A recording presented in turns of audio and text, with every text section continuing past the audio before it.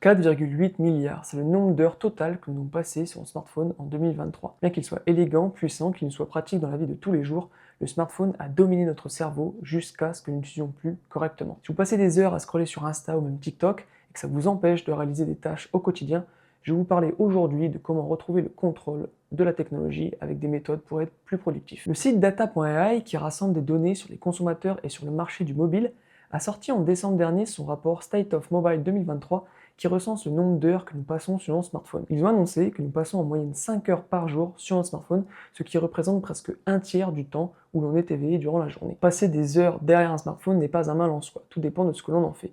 Une étude parue dans le British Journal of Psychology en février 2023 explique les effets que pourrait nous apporter une surexposition du smartphone. D'après les recherches, plus nous consultons nos appareils, plus des échecs cognitifs du quotidien apparaissent et affectent notre santé mentale. On peut observer de l'anxiété, notamment avec le syndrome FOMO, Fear of Missing Out, la peur de rater quelque chose, ce qui pousse les gens à rester en permanence connectés, mais aussi des pertes d'intérêt pour des activités, des troubles de la concentration, des pertes de mémoire, une baisse de productivité et surtout un sommeil peu réparateur. Tout cela impacte nos vies, que ce soit notre forme physique ou mentale. Il y a plein de vidéos qui parlent très bien des conséquences d'un mauvais sommeil, je vous mettrai les liens dans la description. Malheureusement, il est facile de tomber dans ces travers. Les applications sont développées pour que l'on se sente bien, pour nous faire rester le plus longtemps dessus sans qu'on se rende compte. Je vous invite à regarder votre temps d'écran dans les paramètres de votre smartphone, ainsi que le temps d'utilisation par application, et vous verrez que l'on ne se rend vraiment pas compte du temps que l'on passe sur notre téléphone au quotidien. Pour savoir si on est addict à son smartphone ou pas, je vais vous donner quelques critères qui peuvent vous permettre de connaître votre niveau d'addiction. Premier critère, il vous est impossible de sortir sans votre smartphone. Exemple, vous partez de chez vous 5 minutes,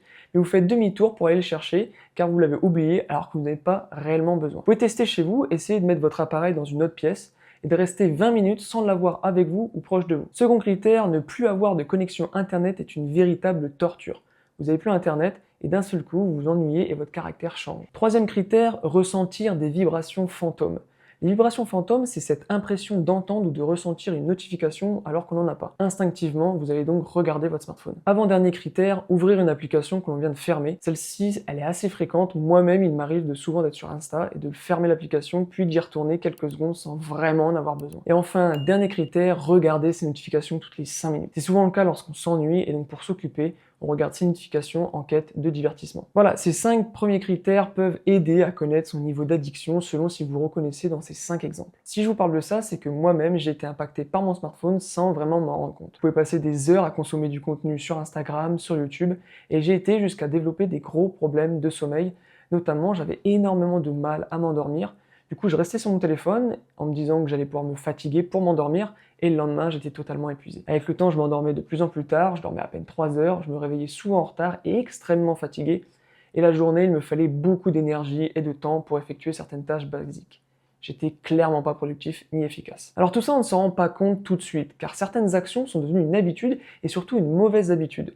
Du coup, si vous souhaitez vous détacher de votre smartphone, retrouver le contrôle sur cet outil puissant, je vous partageais des conseils et des astuces que j'utilise maintenant et qui peuvent vous aider à moins utiliser votre smartphone quand ce n'est pas nécessaire. Tout d'abord, regardez votre temps d'écran. Quasiment tous les smartphones le font aujourd'hui, vous allez dans vos réglages et vous regardez combien d'heures vous passez sur votre smartphone. Vous pouvez voir votre moyenne sur la semaine et surtout voir sur quelle application vous passez le plus de temps. Normalement, vous allez voir que les applications de réseaux sociaux sont celles où l'on passe le plus de temps. Deuxième conseil, enlevez les applications de votre page d'accueil. Cela vous évitera de les voir et d'être attiré par elles. Cela peut paraître brutal, mais ça va vous permettre de contrôler l'utilisation et d'aller les chercher seulement quand vous en avez besoin. Personnellement, j'ai enlevé toutes mes applications de mon écran d'accueil, j'ai gardé exclusivement les apps que j'utilise au quotidien et qui me sont réellement utiles. Si j'ai besoin d'une app, je passe par Spotlight sur iPhone pour ouvrir l'application dont j'ai besoin. Ça peut paraître chiant et pénible au quotidien, mais c'est exactement ce dont votre cerveau a besoin. Notre cerveau est habitué à la facilité et le but est de créer une action déplaisante afin d'ouvrir quand on en a vraiment envie ou besoin. Avec ça, on retrouve un réel contrôle sur ces applications. Alors dans un premier temps,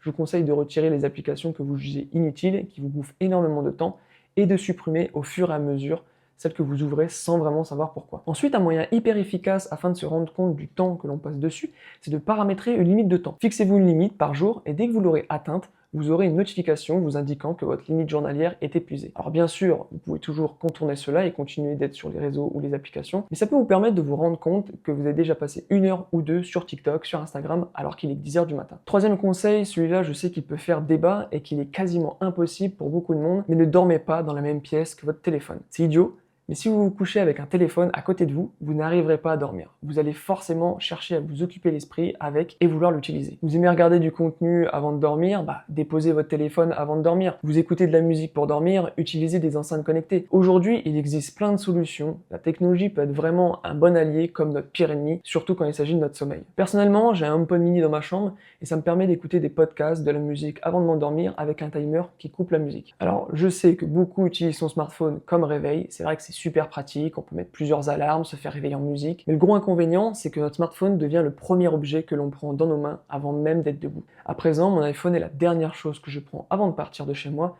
Tout ce que je pouvais faire avec mon iPhone qui était réellement utile, je le fais désormais avec Siri et le HomePod. Connaître la météo, l'actualité, mes différentes tâches de la journée, Siri me les donne sans que j'ai à poser mes yeux sur un écran. D'ailleurs, petite astuce pour les personnes de l'écosystème Apple, en demandant à Siri votre briefing de la journée, il vous sortira la vidéo, le dernier point info, ainsi que les rendez-vous ou tâches dans votre calendrier. Dernier conseil, et c'est sûrement le plus important, utilisez les modes de concentration. C'est disponible sur iOS et sur Android avec le mode Focus. Ça permet de programmer différents modes qui peuvent s'activer automatiquement selon la localisation ou une heure qu'on aura définie. Dans ces modes, on vient autoriser, refuser les notifications d'applications ou encore filtrer les appels selon si on a autorisé ce contact à appeler. C'est vraiment hyper puissant. Personnellement, j'ai planifié différents modes de concentration. J'ai un premier mode repos, celui-ci fait partie du programme sommeil sur les iPhones. Il va s'exécuter automatiquement selon mes programmes de sommeil que j'ai configurés. J'en ai un pour la semaine et un pour le week-end. En ce mode, je reçois littéralement aucune notification, hormis les appels urgents. J'ai ensuite un mode temps pour soi, travail et le fameux ne pas déranger. Vous pouvez également en créer plusieurs pour lorsque vous conduisez ou même lorsque vous faites du sport. Dites-moi si cela vous intéresse, je pourrais faire une vidéo dédiée sur les modes de concentration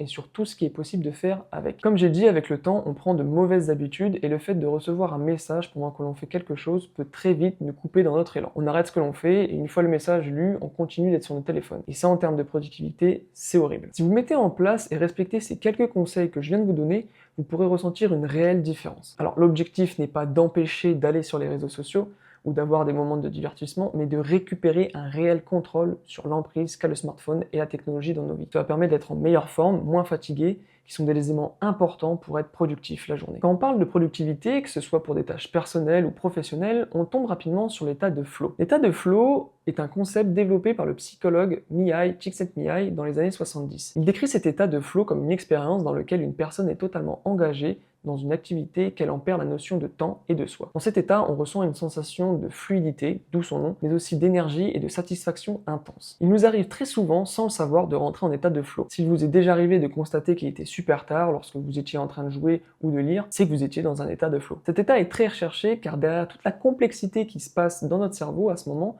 il permet de gagner en productivité, mais surtout d'être au maximum de son potentiel et de pouvoir réaliser beaucoup de choses. Pour réaliser cela, je vais vous parler des méthodes que j'ai introduites petit à petit dans mon quotidien qui m'ont aidé à faire beaucoup plus de choses dans la journée. Alors avant tout, il faut le vouloir et en avoir vraiment envie pour que ça devienne une habitude. Premier conseil, soigner son espace de travail. Ça peut paraître idiot, mais avoir un bureau rangé et soigné permet d'avoir moins de perturbations visuelles et on perd pas de temps à chercher quelque chose. Personnellement, j'adore mon setup, je prends plaisir à bosser dessus. J'ai essayé d'avoir très peu d'objets posés dessus et le reste est totalement rangé dans mes tiroirs avec des organisateurs qu'on peut retrouver sur Amazon pour une quinzaine d'euros à peine. Ensuite, je vous conseille de planifier vos journées. Dites-vous que tout ce qui n'est pas dans votre agenda n'existe tout simplement pas. Que ce soit avec Google Agenda, le calendrier Apple, on a la possibilité de créer des catégories avec des agendas spécifiques. Dans mon cas, j'ai créé plein de mini-catégories avec des couleurs différentes qui me permettent d'identifier rapidement et facilement tout ce qui se passe dans ma journée. Dans mon calendrier, je note mes trajets, les tâches que j'ai à faire, mes rendez-vous et événements, mes périodes où je mange. Alors, ça peut paraître un peu extrême, mais au moins je ne cale rien à ce moment-là et ça m'évite de mettre une tâche à faire et de devoir la décaler ou la repousser, car en réalité, je faisais autre chose. Je note également du temps pour moi, ainsi que tout le temps que j'ai totalement libre. Cette méthode est très intéressante et m'aide au quotidien pour réduire ma charge mentale. Je vais vous donner un exemple tout bête, mais pour toutes les tâches répétitives de la semaine, je n'ai plus besoin d'y penser car elles sont notées. Dans les routines que j'ai installées, je fais mes courses en ligne toujours le même jour. Avant, ça m'arrivait d'oublier car le temps passe vite. Maintenant, j'ai un rappel ainsi qu'un temps dédié pour faire cela. En organisant ces journées, on arrive à être plus productif car on sait ce qu'on a à faire, quand on doit le faire. Ça permet d'avoir une vue globale de notre vie et de ne pas accepter une invitation alors qu'on avait quelque chose d'important à faire. Alors attention, n'essayez pas de blinder vos agendas avec plein de tâches collées les unes aux autres, tout simplement parce que malgré qu'on ait planifié notre journée, il peut y avoir des imprévus. Donc prévoyez des moments de creux dans votre journée. Une autre méthode pour être plus productif, c'est la méthode Pomodoro. Cette méthode de travail consiste à travailler pendant une période de temps chronométrée, par exemple 25 minutes, et une fois le temps écoulé, on prend 5 minutes de pause. Cette méthode permet d'améliorer notre concentration et notre productivité, car on sait qu'on est concentré pleinement pendant 25 minutes et qu'ensuite on peut faire un break. Alors vous pouvez mettre plus de temps, moi je vous conseille de commencer par 20-25 minutes et d'augmenter le temps une fois habitué. Dans mon cas, je travaille avec cette méthode et je travaille par période de 45 minutes et derrière entre 5 et 10 minutes de pause. Il existe plein d'applications pour utiliser cette méthode, mais vous pouvez très bien le faire avec votre minuteur de téléphone, ça fonctionne très bien. Dernier point, travailler avec de la musique. Des études ont montré que travailler avec de la musique boosterait notre productivité et notre concentration. Alors bien évidemment, ça dépend ce que l'on écoute. Tout à l'heure, je vous parlais d'état de flow, et pour atteindre cet état, certaines personnes recommandent d'écouter des bandes sonores de films. Personnellement, j'écoute les albums créés par Roman Laneri qui s'appelle Lo-Fi Mix. Ce qui est génial, c'est que chaque album fait 45 minutes avec des phrases motivantes à chaque musique. Donc une fois que c'est fini, je sais que je dois prendre une pause et très souvent, je me rends pas compte du temps qui est passé. Pour terminer cette vidéo, je vais vous partager des applications et des réglages sur votre smartphone que j'utilise au quotidien pour tous les conseils et méthodes dont j'ai parlé durant cette vidéo. Première app, celle-ci tout le monde l'a dans son téléphone, mais très peu l'utilisent, c'est tout simplement l'agenda. Pour planifier vos journées, comme je disais juste avant, c'est idéal. Pour tout ce qui est de la gestion de mes tâches, j'utilise l'application Things. Cette app permet de noter toutes mes tâches, de les assigner à des projets avec des dates d'exécution et des deadlines. Je m'en sers dans le pro comme dans le perso, car je les range dans des différentes catégories. Ce qui est cool aussi, c'est le fait que ça soit compatible avec l'Apple Watch, donc pas besoin d'aller sur l'iPhone pour voir ou même valider mes tâches. J'ai testé plusieurs apps pour gérer et planifier mes tâches, et ce que j'aime avec Things, c'est sa simplicité d'utilisation, son ergonomie. Je peux demander à Siri de me noter une tâche à n'importe quel moment de la journée, et ça va aller le mettre dans une catégorie à classer. Je peux aussi connecter mon calendrier ainsi que les rappels avec Things. C'est vraiment bien fait. Alors Things est payant, elle coûte 10 € sur iPhone et 60 € sur Mac. Pour les utilisateurs Android ou ceux qui ne souhaitent pas acheter cette app, il existe une alternative, c'est Focus To Do. Elle est tout aussi bien, vous pouvez gérer vos tâches, les classer, et ce qui est vraiment intéressant avec cette app, c'est qu'elle embarque également le moyen d'utiliser la méthode Pomodoro pour gérer son temps de travail, avec un timer qu'on définit et une alerte pour faire des pauses. Derrière, vous pourrez avoir un rapport sur le temps que vous avez passé à travailler, et c'est un bon moyen de se rendre compte du temps passé. Pour continuer sur la planification, j'utilise depuis quelques temps Notion. Beaucoup l'utilisent pour prendre des notes. Personnellement, je préfère utiliser l'application Notes d'Apple, mais ce qui est vraiment intéressant avec Notion, c'est les templates gratuits qui sont à disposition. J'utilise le calendrier automatisé pour planifier les vidéos et le contenu que je souhaiterais sortir, et je peux avoir une vision globale sur l'avancement grâce aux catégories qu'on peut personnaliser. C'est vraiment efficace et c'est gratuit. Et enfin, pour travailler en musique, il existe tous les services de streaming, Spotify, Deezer, Apple Music, mais il existe aussi Endel. Cette app, elle vous permet d'écouter de la musique spécialement créée pour booster la productivité. On peut faire varier la musique si on veut qu'elle soit plus intense, plus structurée, plus fluide. Il y a même un mode autoplay. En gros, ça va récupérer nos informations de santé pour savoir à quel moment on dispose le plus d'énergie durant la journée, si on est plus actif le matin, l'après-midi, et ça va proposer des musiques en fonction du moment de la journée. Et Endel peut aussi vous aider à trouver le sommeil avec un mode sleep qui propose des musiques relaxantes. Bien évidemment, je vous mets tous les liens vers ces applications dans la description. Bon voilà, aujourd'hui, je vous ai partagé des conseils et des méthodes pour retrouver le contrôle sur nos smartphones afin de mieux l'utiliser et d'être plus productif. J'espère que cette vidéo vous aura plu. Dites-moi en commentaire quelle méthode de travail vous utilisez, ainsi que vos playlists préférées pour travailler. N'hésitez pas à aimer, à vous abonner à la chaîne, ainsi qu'à mes réseaux sociaux où je poste du contenu exclusif. Merci d'avoir regardé, c'était Maxence, à très bientôt.